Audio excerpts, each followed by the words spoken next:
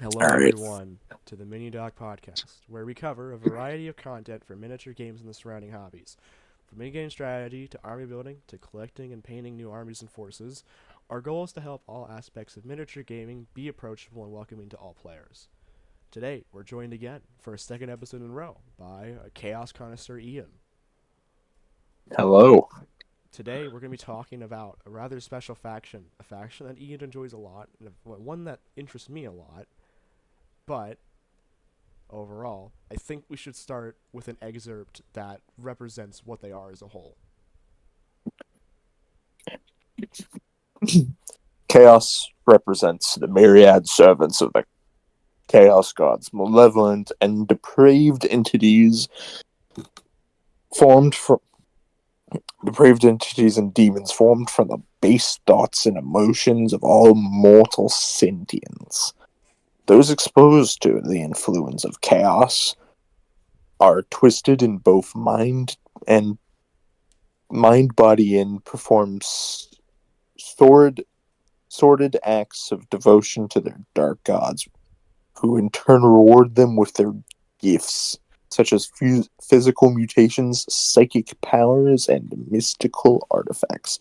Like their gods, the servants of chaos are malevolent and insane, adopting the aesthetics of body horror and cosmic horror in their design of their models and story details. The ongoing conflict between those still loyal to the Emperor of Mankind and those who have fallen to the Chaos Gods is the central conflict of the setting of Warhammer 40k. We speak now of the Chaos Space Marines, those fallen grandsons of the Emperor who have turned to the Dark Gods. Their malevolence and cruelty knows no bound, for they are veterans of the Long War. Many still remember the incident, the Civil War, which caused all of this, the Horus Heresy. All right, yeah, you summed it pretty much well. Um, Yeah, that was a lot. That was good. So, yeah. Chaos Marines, as he said, are decrepit, they are cruel, and they know no bounds. They range from psychotic murderers to efficient ones at best. Ones that are willing to bend, let's just say, the rules of what should be normal. What has never been thought of, and what will never, ever should happen. But yet it does, because they will it.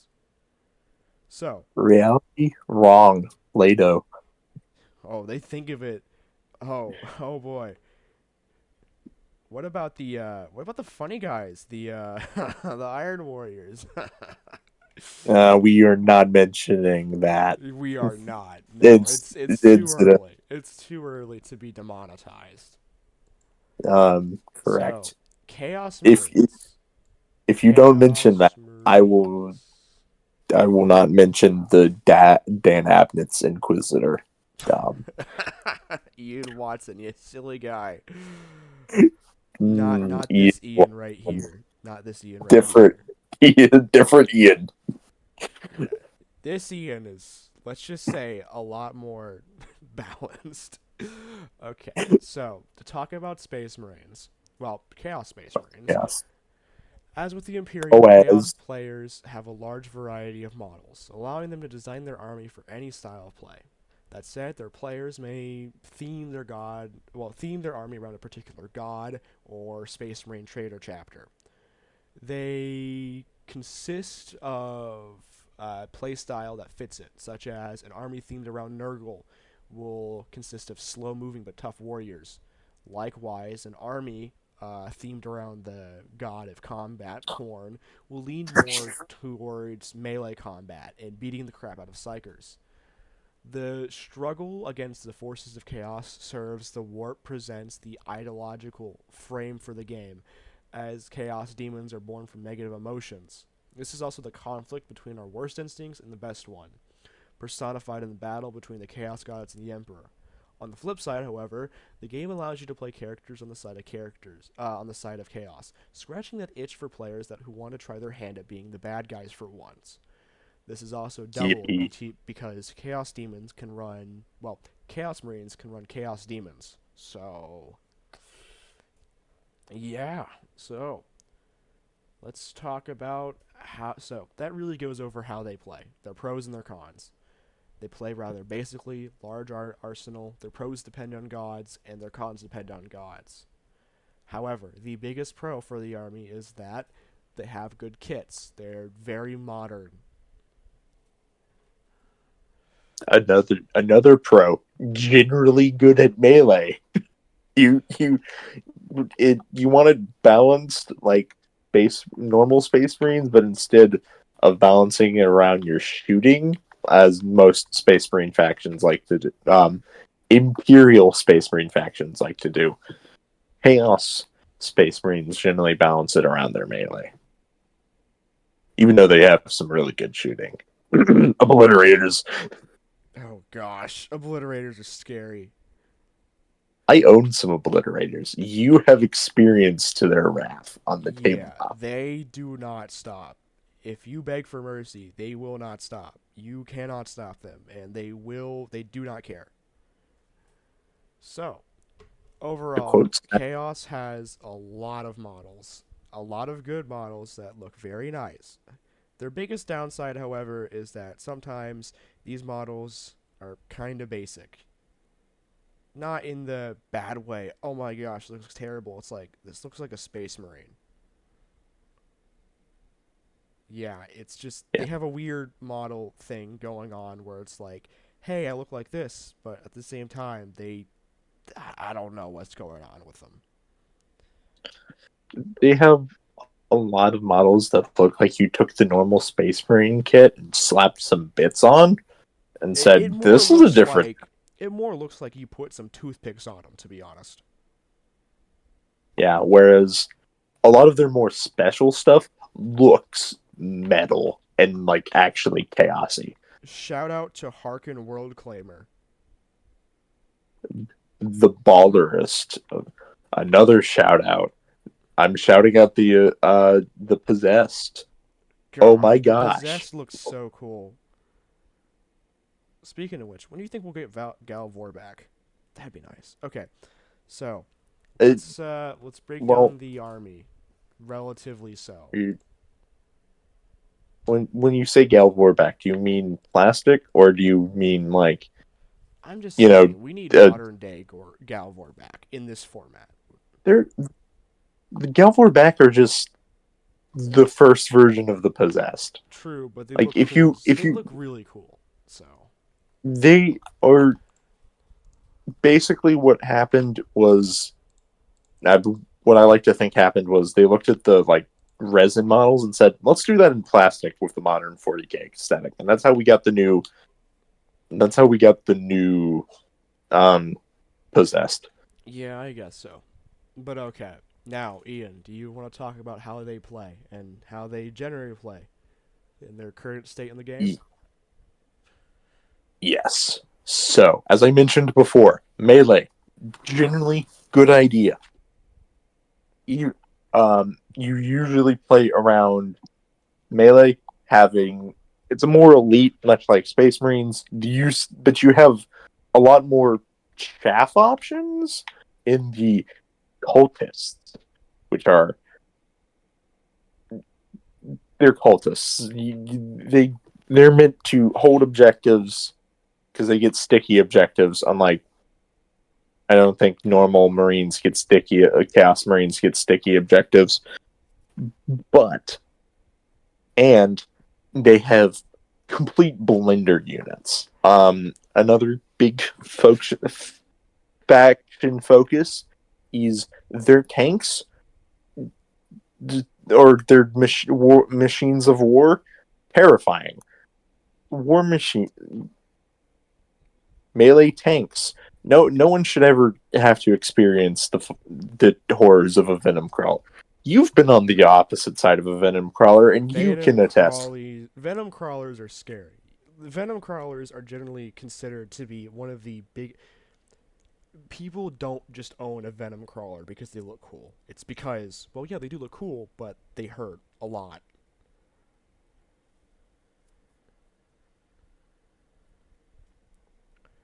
But another humongous thing, is their demon engines. They're very good Yes. at they're just good at beating the crap out of you. They are going to take every punch and they're going to deal it back with no problem. If you thought you were safe, you are not. They are. No, no, no.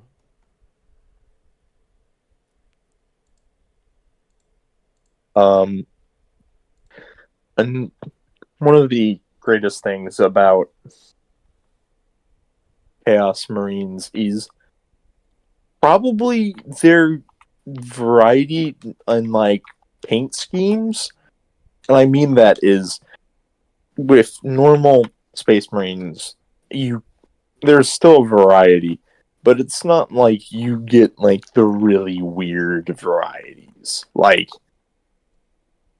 those Chaos Space Marine factions who are like all sorts of different colors that are just going to be like really stupid hard to paint, but you're going to do it anyway because it looks cool. And it's not like they're all different colors and they're all the same. They all have a different appeal to them. So, like, for instance, Night Lords, they wear flesh. I do not need to say anything more. They wear flesh, they look cool, they are dangerous to be around. On that note, They're the trend setters of wearing flesh. A yeah. lot of Chaos Space Marine factions wear flesh, but they're the ones who are like, let's do this Yeah, they're the ones who did it first. first. But with that being said, on the other end of the spectrum, you have the Emperor's Children, which wear essentially bright pink and purple, and they stand out like a sore thumb. They also they're Slanesh. I need not say more. Yeah, Mostly because I the demonetization, but a horrible, horrible thing. But they can kill you with the brown note. So take that as you will. yeah, so there's a lot of flavors, and that's what really draws people to Chaos Marines. You are not the good guys. You are not playing the good guys. That means you have a lot of anti-good guy options. I just realized how stupid that sounded. But anyway, point being is that they are very good at what they do. Yes. Specifically, the fact that they can lock down objectives really easily. You have a ton of options for units, such as making a vehicle list or making a. You can make a list of anything you want practically. You are not limited.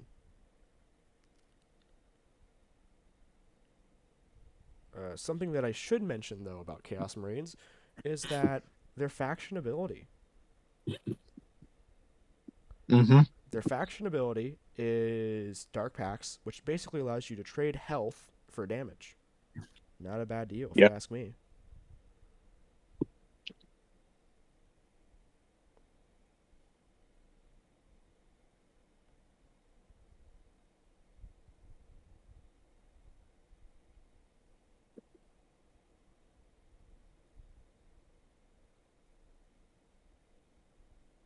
Yellow. Yes, I'm still here. I'm eating apples, but so you're probably gonna have to cut this part out. But how Dark Pacts work is that you may, at the beginning of any phase, you would do like damage and like so shooting or melee phase / charge. You can declare that you are making a Dark Pact and get one of two abilities. It's Devastating Wounds or Rapid. It's the reroll to hits or reroll to wounds, or like the mortal wounds, or Yeah, you get mortal wounds, and then in turn for damage. yes. So you can take Devastating Wounds, which gives you mortal wounds, or like there's one where it gives you reroll to hit, and then after it's done, you take a morale check. If you fail it, you take damage. If you don't, you're fine. Chaos Marines are the definition of I want to feel evil. Let me take risk. I do not care about these people. They do not matter to me. They are very, very evil, and this is a good thing. You need them to be very, very evil. One of the Now, may we talk about some of their standout units? Oh, As in, yes. What should we go with first? The epic heroes? The characters? I mean, we have plenty of options. let's go with our good friends in Epic. Yes. So who you choosing first, buddy? Lucius the Eternal, because the Emperor's Children Codex hasn't come out, if it will ever come out. Oh, it definitely will at some point. You say that, but we know GW's track record. Doesn't mean there's not a chance. So, Lucius the Eternal. What makes him so stand out? He's an old model, first off. Like, stupid old. Second off, he's a premier duelist. He's basically a named master of executions. You shove him up in character, and then that character dies. That's his job. He is the definition of a Smash Captain. He's not as cheap as a Smash Captain, but he sure does smash. I am not making that statement again. Especially in the context of Slaanesh. He is the Emperor's Children. But what is your choice for Epic? My choice for Epic, it really has to go, and I talked to about him about last episode. Harken World Claimer. Baller. I thought you were going to say Abaddon. Oh, Mr. no. Bald Pants. Abaddon isn't that good anymore. He's still good. He can't reduce damage anymore. Yeah, but he's still good. For those who don't know, Abaddon used to be able to reduce damage by a ridiculous amount. This was borderline exploitable in a way. Like, this was stupid. Very stupid. And not in the good stupid, in the more of, hey, look at me, I can essentially do all this damage and you can't stop me. There was a limit of how much damage he could take, and so it was just so annoying, because if you couldn't stop him, you're not getting rid of him the entire game. Which is always very lovely.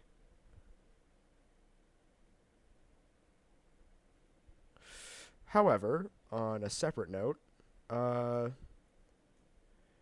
Harken World Claimer. Oh, yes. Yes, this guy. Currently the only jump option for characters, which I'm still miffed about. To be fair, Harken World Claimer does ball. He does ball. He can make... Okay, here's what you want to do. You throw him against a large horde of units. Like, you throw him against any unit, they're gonna crumble. Like, you are not surviving him.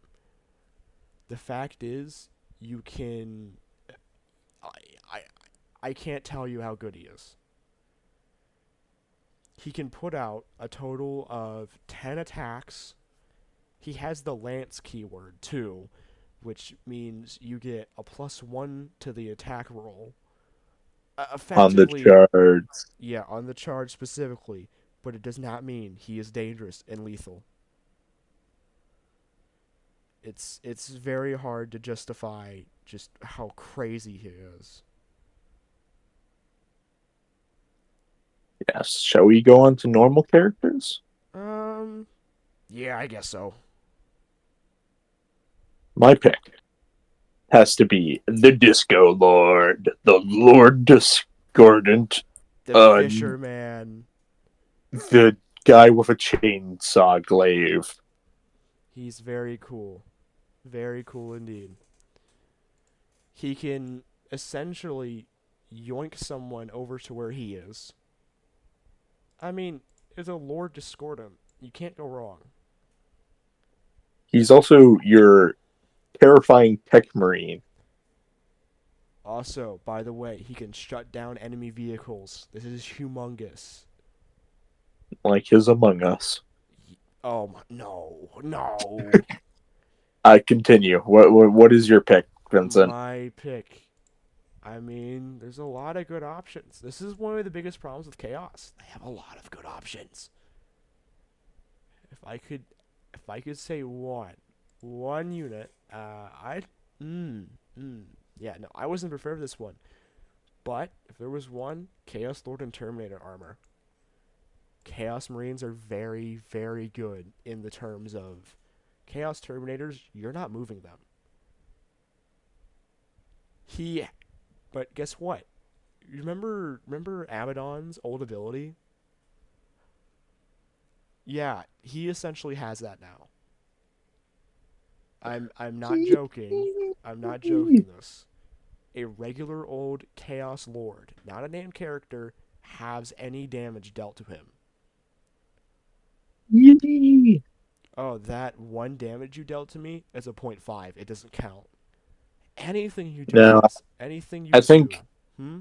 I think how I think how it's ruled in 40K is you can't go below 1 damage.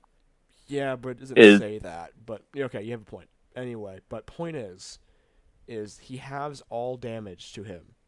He's a pretty tough unit, and there's units in the Chaos line that can revive. He is scary. shout out to the Master of Possession. He Oh yeah. support. He is your um. He is your. You want possessed? Possessed. Yeah, he enhances possessed, and he can make his psychic abilities better. So He also has a anti-psyker gun or psychic ability. They've not in the current edition. They work like in the shooting phase because there's no yeah, longer a it's psychic it's phase. it's oh man, they butchered psychic so bad.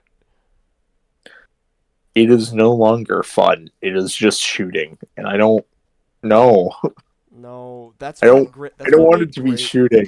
that's what made Grey Knights so good. In Grey Knights, you were able to essentially put them against anything, and they were gonna do fine. But now they're not. I I don't want to have to care about. Oh, I advanced. I'm not able to use my psychic power because you you can't Uh, do it. That's one of the problems with our good buddy old pal Master Possession. It has the pistol roll, doesn't have the assault roll. So if he advances, he can't use it. And you want to be advancing because I think possessed have advance in charge. they do. The biggest thing, however, is their battle line. What you're gonna be seeing the most often. Actually, we can throw in battle line with infantry. What's your choice for infantry?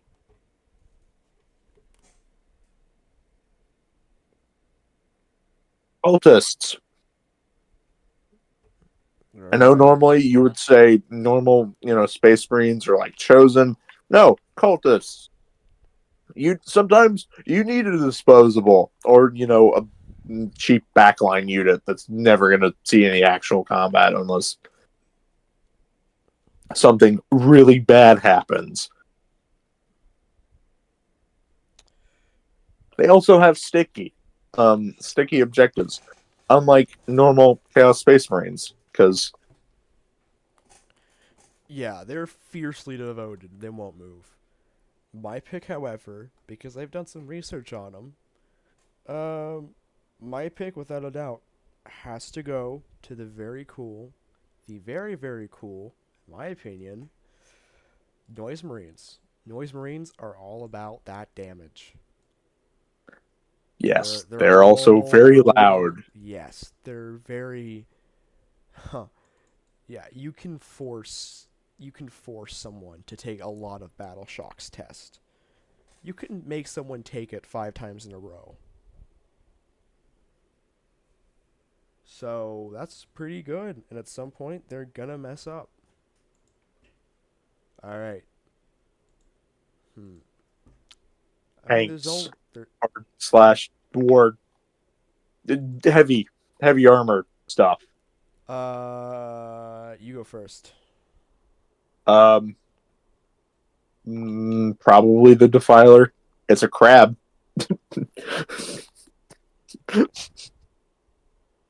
It is a crab. This is true. I'm so glad that That you are able to know that. crab is ballin'. That's one baller crab. I was thinking about running a Slanesh Mark Defiler and painting him red and calling him Mr. Krabs. Yeah, no, Mr. Krabs does like bring that to the table. Um, you know what? My choice, it has to go. And I mentioned this earlier. Just kidding. It's the Hellbrute. Not a lot of Yeah, people. it's their dreadnought. It's Dready It's worse. McDreadnoughts. It's we need to do a whole episode on dreadnoughts. Mainly we need to do one on the Hellbrute because it really doesn't get enough love and it really isn't the best. But the Defiler, well, the Oh, Hellbrute that's is not very cream. good. The Hellbrute is very good at holding objectives and being a cheap distraction unit. He's probably going to die at the start of the game, but who cares? And of course, I believe that is the end of the units. Nope. Well, actually, shout out to the Mauler Fiends for being absolutely terrifying. You can really tear someone to shreds. He be maulin', he be ballin'. Oh yeah, he is. He hits hard. He hits like a freight train. Okay, but yeah, that is about it. Um, So, let's talk about some so, cons of the army. um, What would you say be the con of the army? have fun taking damage. Yep, you're going to be taking a lot of those. You don't have a choice.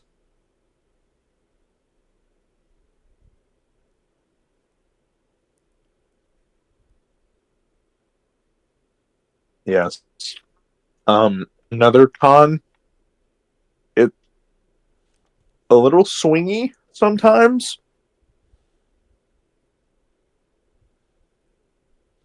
Yeah, that is true. Chaos Marines could kind of be all over the place in terms of viability. Not to mention that they can have a bit of a if you don't position good enough, they can really suffer from some serious problems. I like dying. Oh yeah, it's not even the dying part that gets them. It's their whole like I don't know. It's their whole mentality of, "Hey, I'm going to go die on a battlefield" type of thing. I mean, I don't know. I can't get behind them. They feel it like you said. They're very swingy. If you don't know what you're doing, you're oh man, you're oh, you're done for. I didn't know what I was doing when I terrified the ever living crap out of you with that venom brawler. Yeah, and then I destroyed it. Yes, but it scared you, It and did that's scare the me. main point. It's the fear tactics. That's what you need. Having fun? Wrong. Scare the enemy. But that venom crawler do be something though. It be ballin' out in Balltown. It be ballin' so ballin' it balls. Ballering, the music by that one guy who in Harlem. Anyway, um, to say the least, Chaos Marines right now in the game are in a very good space because of their abilities and what they have access to right now. Despite their Yeah. swingy nature and despite how they act, they're an army that you could pick up and have very little issue with. I wouldn't advise them being your first pick, but what I do advise them being is, oh no, they're just very good overall. They're also I very chose them as scary to deal with. I chose them as my first pick. I did not regret it. but that's because I'm crazy. Yeah, Ian is the definition of wild. I am playing how many armies, Vincent? I I don't do even not know. know. But besides that, so to finish up our thoughts, Chaos Marines are probably one of the middle road armies right now. They're not strong enough to be too overpowered, so you can have fun with them, but they're also not too terribly broken. Like, you can generally mess around with them and have a good time. That being said, however, I think we can wrap up this episode with a good old synopsis, a good old presentation. To quote Sevatar, death to the false emperor. And yeah, no, he did say that. Yeah, he did. I met him at 7-Eleven last week. Yes, he was eating someone's kidney. Yeah. Besides Subscribe to the that, Patreon that doesn't exist yet. probably, I don't know. I've lost track at this point. Said that last episode, Vincent. The not having a Patreon, Glub not glub. the I'll say that much. I'll say glub glub. Continue. glubbing. Subscribe to the Patreon that doesn't exist yet. Are we ever going to happen? I don't know. Probably not. But besides that, And that's everything we got today, everyone. Thank you for everyone who's listening. Thank you to Carl Casey /Whitebat Audio for our background music, our intro music, and our outro. Thank you again, Ian, for coming on my show and being a co-host that I probably won't regret having on the show. And besides that, I hope everyone has a great day and see you next time when we explore the world of spikes, and holy crap, more spikes. comes to the false emperor. Wow.